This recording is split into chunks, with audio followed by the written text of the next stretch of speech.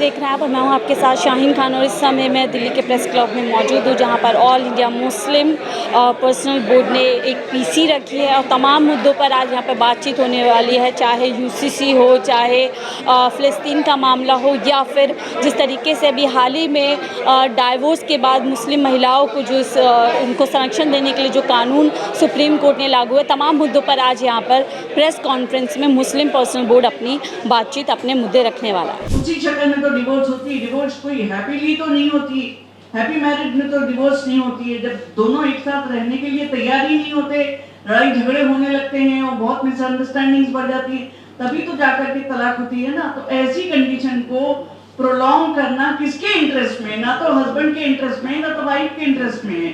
और नेचुरली अगर court compulsion कर देगा कि आपको मेंटेनेंस देना ही है डिवोर्स के बाद भी, तो वो औरत जो है वो मैरिज के बंधन में बंधी रह जाएगी और वो दे कैन मूव ऑन और आगे वो बढ़ के नई जिंदगी नहीं शुरू कर सकेंगी। और ऐसी ट्रबल्ड मैरिजेस का कोई अच्छा नतीजा नहीं निकलता।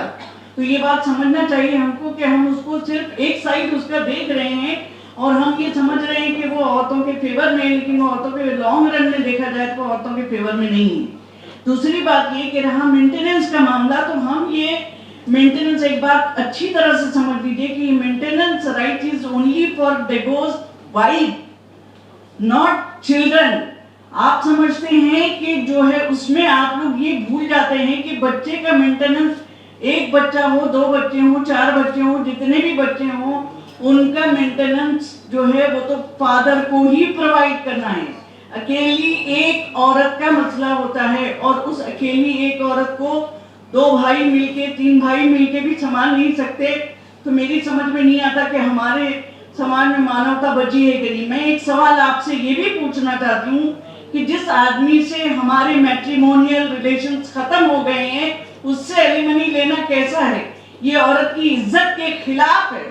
एक औरत होते हुए मैं ही नहीं समझती कि जिस आदमी ने मुझे डिवोर्स दे दिया उससे मैं भीख मांगूं। उससे अच्छा है कि मैं खुद कोई मेहनत करके कमाऊं या कुछ करूं, लेकिन ये कि वो डिवोर्स देने वाले आदमी से कोई एलिमनी लेना कोई इज्जत की बात नहीं होती है।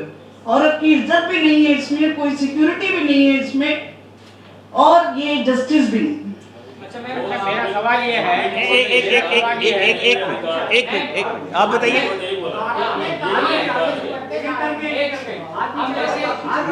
ऐसे देश में रहते हैं हम जहाँ अपना संविधान है, यहाँ शरिया तो लागू नहीं है, तो वहाँ पर अगर कुछ महिलाएं वोट जाती है और जाती रही है, हम 86 के बाद से देखते हैं, तो क्या उनको नहीं जाना चाहिए? इसमें आपको क्या मतलब गलत नजर आता है? नहीं, मैंने आपको एक्सप्लेन किया कि इसमें औरत के इंटरेस्ट में तो नहीं है ये चीज, और ये तो इज्जत ही नहीं है औरत की कि वो डिवोर्स दिए हुए हस्बैंड से जो है वो मांगे, एलिमनी मांगे, वो तो गलत ही है।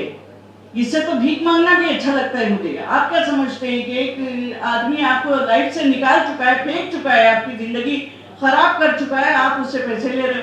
दूसरी बात ये कि आप 1986 के बाद आप कह रहे हैं कि चावल के बाद जो एक्ट बना था उसके बाद भी औरतें अगर जा रही हैं तो हम जाने से रोक नहीं पा रहे हैं, तो इसमें कोई औरतों का भला नहीं हो रहा। देखिए, मैं फैमिली कोर्ट के लॉयर से कितनी जगह मैंने यानी प्रैक्टिसिंग लॉयर्स के साथ रह करके उनके साथ कोर्ट में जाकर के हियरिंग्स सुनी है। आपको हैरत होगी, आपको ये जान के आश्चर्य होगा, सरप्राइज होगा कि औरत शादी भी कर लेती है, फिर भी पिछले हस्बैंड से वो मेंटेनेंस लेती रहती है और दूसरे आदमी से भी वो मेंटेनेंस देती रहती है जिसके साथ वो जिंदगी गुजारी। हम समझते हैं कि औरत बेचारी मजबूर है, मजलूम है, लेकिन ऐसा नहीं है। That is only one side of the story. Family court में जाकर के आप एक्चुअल पोजीशन देखिए तो कहीं पर औरतें भी गलत होती हैं। हमेशा ये नहीं समझना चाहिए कि गलती सिर्फ मर्द की होती है और डिवोर्स दे करके उसने बहुत बड़ा जुल्म किया है। हो सकता है कि उसमें गलती 90% औरत की भी रही हो। मैं ये नहीं कहती कि औरत की होती है। आप एटलीस्ट इतना तो एक्सेप्ट कर लीजिए कि 50-50% दोनों रिस्पॉन्सिबल हो।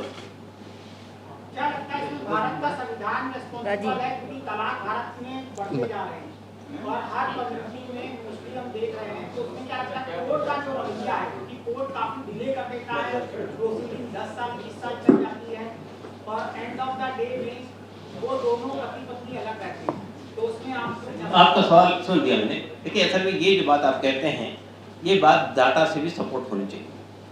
ये जो बात आम तौर पे समाज में फैली हुई है कि मुसलमानों में डाइवर्स बहुत होता है, नहीं एक मिनट, और मुसलमानों के यहाँ 3 तलाक हो जाती है, आप डाटा देंगे।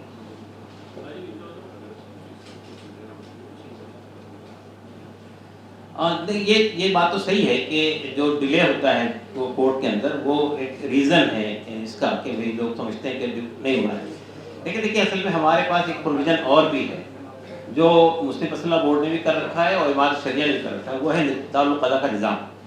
आप जानते हैं कि हमारे देश में ADR का कंसेप्ट पाया जाता है कि भाई आप एडजस्टेंट तरीके से और कहीं अपना करवा लीजिए मसला हल। तो दारुल क़ज़ा जो है वो बहुत ही कम वक्त में शरीयत के मुताबिक फैसला देने की एक बॉडी है, और हमारे यहाँ से अभी तक हज़ारों फैसले हुए हैं जिसमें दोनों फरीक, ऐसा नहीं हुआ कि एक ने इसको माना और एक ने नहीं माना, दोनों फरीक, दोनों लोगों ने उस फैसलों को मान लिया, तस्लीम कर लिया और ज़िंदगी गुजार।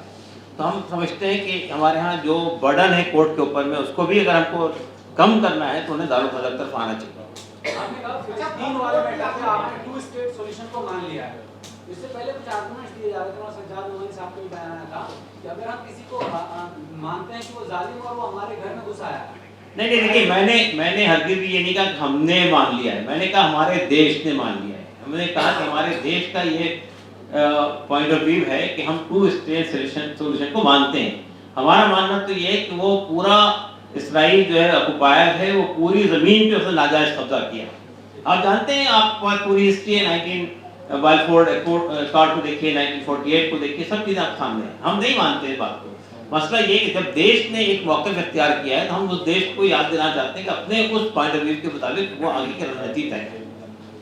ये जो इससे रिलेटेड मैं क्वेश्चन कर रहा था कि अदालतों का जो रवैया है यहाँ पर, वहाँ जो है दूसरे समाज का जो है तो कस्टम को भी जो है तो वैलिडेशन मिलता है, यहाँ पर आपका जो है तो रूल भी है तो उसके खिलाफ फैसला किया जाता है। और ये जो है सिलसिला जो है आज़ादी के बाद से चला आ रहा है, कोई नई बात नहीं है। तो उसके लिए जो बॉर्डर जो है वो हमारे माशरे से आता है, तो आप माशरे की तरफ क्यों नहीं तवज्जो देते?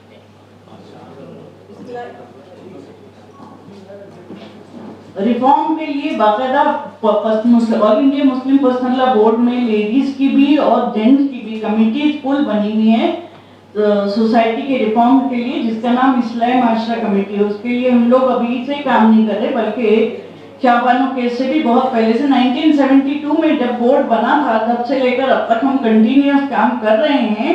लेकिन वो कोशिशें तो हो रही हैं, लेकिन इसके बावजूद हमारे समाज में जो वेस्टर्नाइजेशन हो रहा है उसके रीजन को लेकर, उस रीजन को लेकर के डिवोर्स की वो फिगर जो है बढ़ रही है। लेकिन ये सही नहीं कि मुस्लिम समाज में ये ज्यादा है, जैसा कि अभी डॉक्टर इलियास ने कहा। ठीक, एक मिनट जी, कौन? हाँ बोलिए ना। सर, मुख्यमंत्री योगी आदित्यनाथ ने आज एक बयान दिया है जिसमें वो लखनऊ में एक सभा को संबोधित कर रहे थे, जिसमें उन्होंने कहा है, उनकी कोटेशन को मैं कोट कर रही हूँ कि याद करिए प्रदेश में मुहर्रम होता था तो सड़कें खाली हो जाती थी, ताजिए जब निकलते थे तो किसी को पेड़ काटे जाते थे और वायर्स भी काटी जाती थी, और आज ये सब हो रहा है किसी को पता तक नहीं चलता। इस पर आपकी प्रतिक्रिया क्या होगी? देखिए असल में पहली बात तो ये कि मुस्लिम पर्सनल बोर्ड का जो पेरिफेरी है, मतलब उसमें ये चीज़ नहीं आती, फिर भी मैं बताना चाहता हूँ उससे। ये जो बात हमारे योगी साहब कहते हैं, बीजेपी के आने से पहले भी तो वहाँ पे दूसरी हुकूमतें मौजूद थी ना, उस वक्त कहीं ऐसा कोई लॉ एंड ऑर्डर का मसला पैदा हुआ क्या? कभी कांवड़ियाँ की यात्राएं निकलती हैं, मुहर्रम के जुलूस निकलते हैं, नमाजें पढ़ी जाती हैं, कभी कोई कंट्रोवर्सी नहीं पैदा हुई हमारे देश के अंदर। और आज की बात नहीं कर रहा हूँ, सदियों से हिंदू मुसलमान साथ रहते हैं, सब एक दूसरे का आदर और सम्मान करते हैं। ये जो सिचुएशन आज पैदा हुई है, किसने पैदा की है? आप सब जानते हैं, बोलने की जरूरत नहीं है। जो ये समझते हैं कि समाज को तोड़कर फाड़ कर ही हम इलेक्शन जीत सकते हैं, वो यही करेंगे। लेकिन जो समझते हैं कि इस देश को आगे चलना है भाईचारे के साथ में, मोहब्बत के साथ में, शांति के साथ में, तो वो इस बात को तस्लीम नहीं करेंगे। देखिए हमारे देश में धर्म जो है कभी भी डिस्प्यूट का वजह नहीं बनी, सदियों से हम लोग साथ में रह रहे हैं। लेकिन अब एक धर्म को बुनियाद बनाकर एक खास समुदाय को टारगेट करके समाज में एक अशांति फैलाने की जो कोशिश की जा रही है, ये हम समझते हैं इसका तो अवाम ने वर्डिक्ट दे दिया ना, मैंडेट आ गया उसके खिलाफ में। इसलिए अब उनको तो समझ लेना चाहिए कि मैंडेट उनके खिलाफ है। सबसे ज्यादा नुकसान तो वही हुआ है ना उनको, उत्तर प्रदेश में। साहब यूसीसी की भी आपने मुखालफत की है, आप लोग उसको चैलेंज करने जा रहे हैं, क्या आपत्तियां हैं उत्तराखंड के यूसीसी पर, आप जो सीधे तौर पर बताना चाहें? देखिए, मैं हमारे मौलाना फैसल रहमानी साहब से कहता हूँ कि वो इस पर आपको ब्रीफ करें।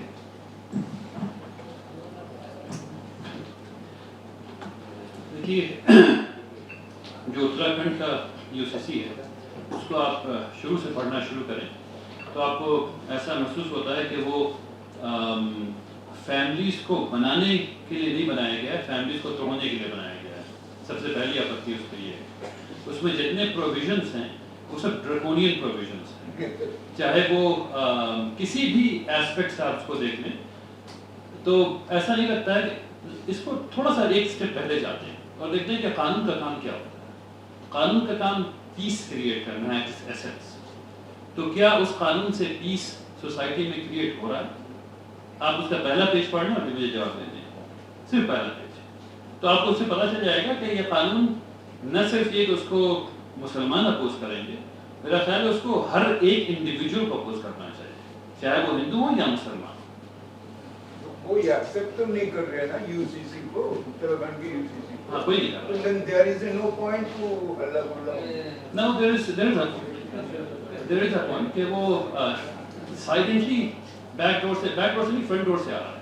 अब उसके बाद अब उस पर प्रेसिडेंट के सिग्नेचर हो चुके हैं, अब वो इन्फोर्स कर दिया जाएगा और वहाँ की आवाम जो है वो परेशान रहेगी। जैसे आप बोल रहे हैं ना, टारगेटिंग कर रहे हैं हिंदू पे, इंडिविजुअल टारगेटिंग जी, तो ये चीज नहीं होना चाहिए और उसके लिए मतलब कोई एक्सेप्टेंस नहीं है ना यूसीसी को, वहाँ पे उत्तराखंड यूसीसी को कोई मान नहीं रहा है। जब लॉ बन जाएगा तो लोग उससे गवर्न होना शुरू हो जाएंगे। फैसल साहब, उत्तराखंड में जो यूसीसी है उसमें जनजातियों को भी शामिल नहीं किया गया। जो सेंटर में भी जो बात हो रही है उसको लेकर भी ये कहा जाता है, एक तरफ तो एक समान कानून की बात कही जाती है। आप अपने थोड़ा इंट्रोडक्शन दे दें, उसका माइक पीछे बहुत ज़्यादा है। शोएब रजा है मेरा नाम, जी। तो जनजातियों को उसमें शामिल नहीं किया गया। इसी तरह से सेंटर में भी जो बात होती है यूसीसी की, उसमें भी ये कहा जाता है।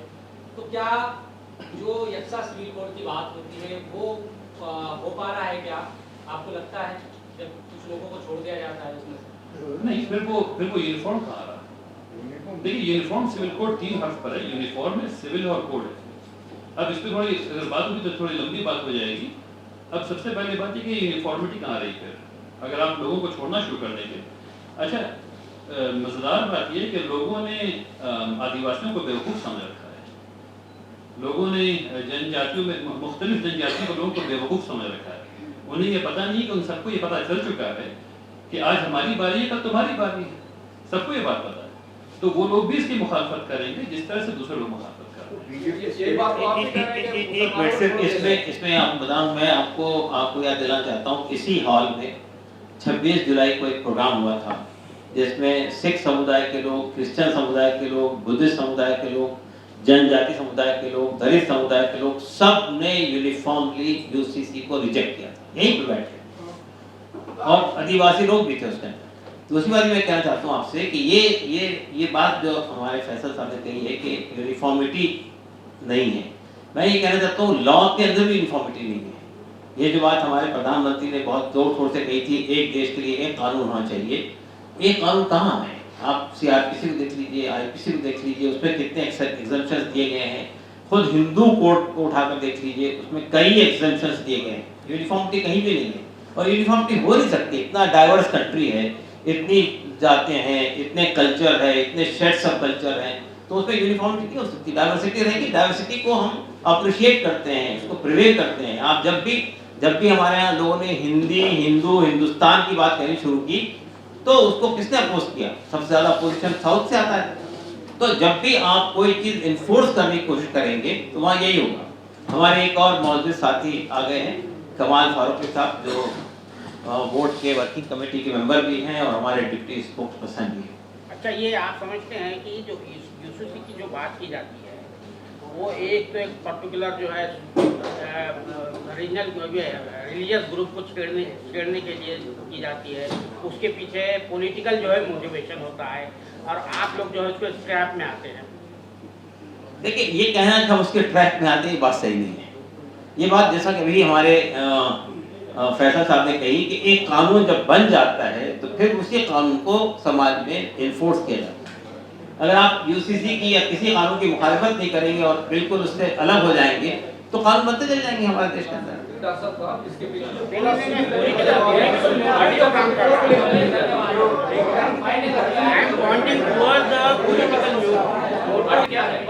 देखिए आर्टिकल 44 डायरेक्टिव प्रिंसिपल में है, फंडामेंटल राइट नहीं है।